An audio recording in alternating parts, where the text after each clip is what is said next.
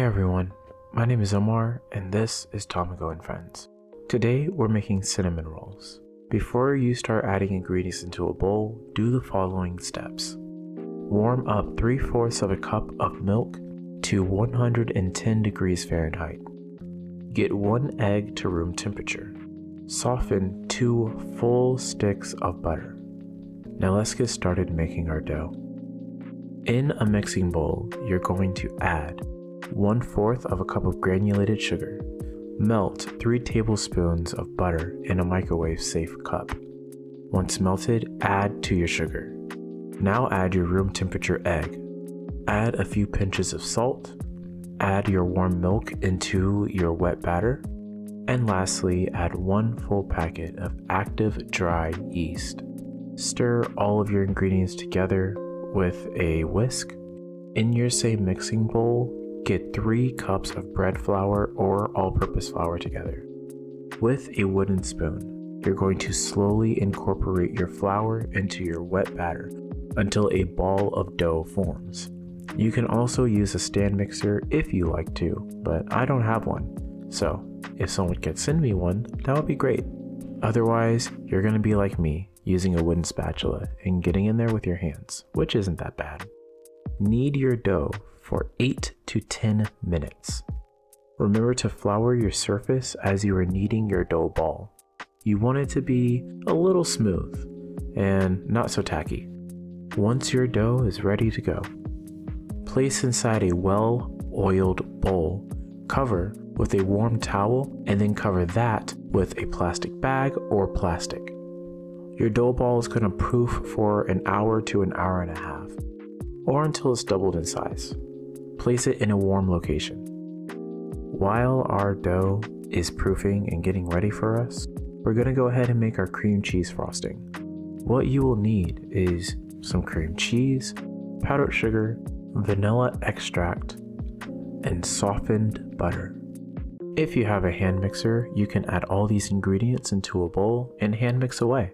Otherwise, you're going to have to take some creative liberties like how I did and use your hands, or shall I say a whisk.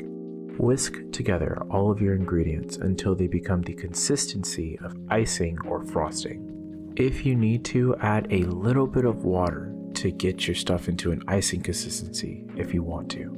Set this aside into the refrigerator or add into a pipette bag if you so choose. Next, let's get our filling together for our cinnamon rolls.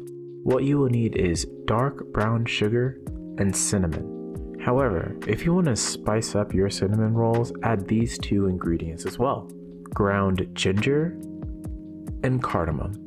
Trust me, it's just going to elevate your cinnamon rolls to that very next level. Add these ingredients into a container and stir around with your hands or a utensil. You can use as much or as little as you like, but I would recommend that you make a little bit more so that way the insides of your cinnamon rolls are packed filled of sugar.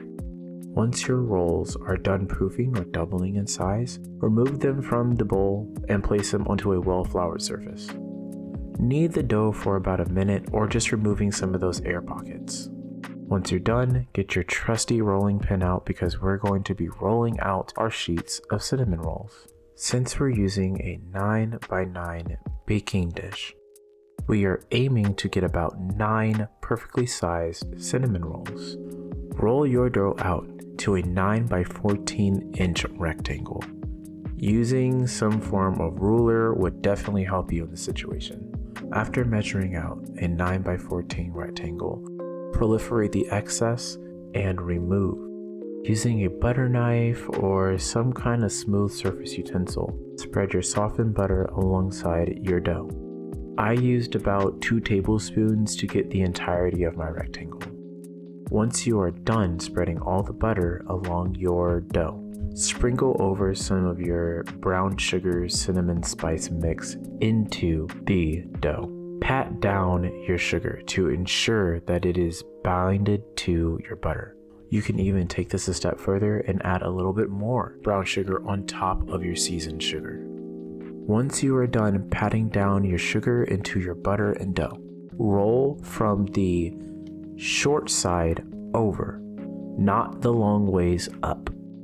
If you roll from the short side over, you're going to get bigger and thicker and more swirlier cinnamon rolls.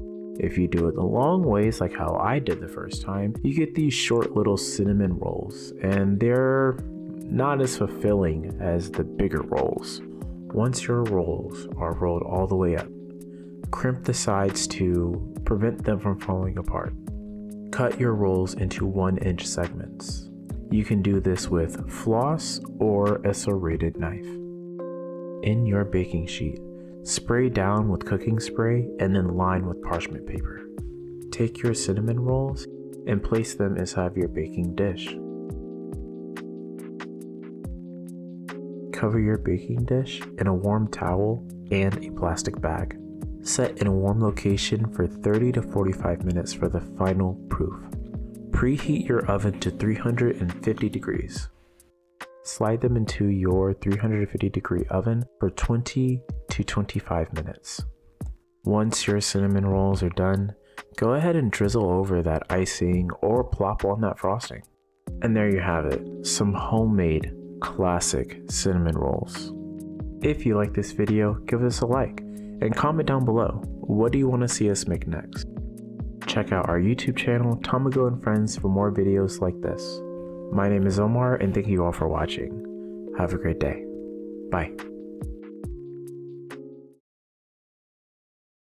You'll be helping to take a bite out of crime.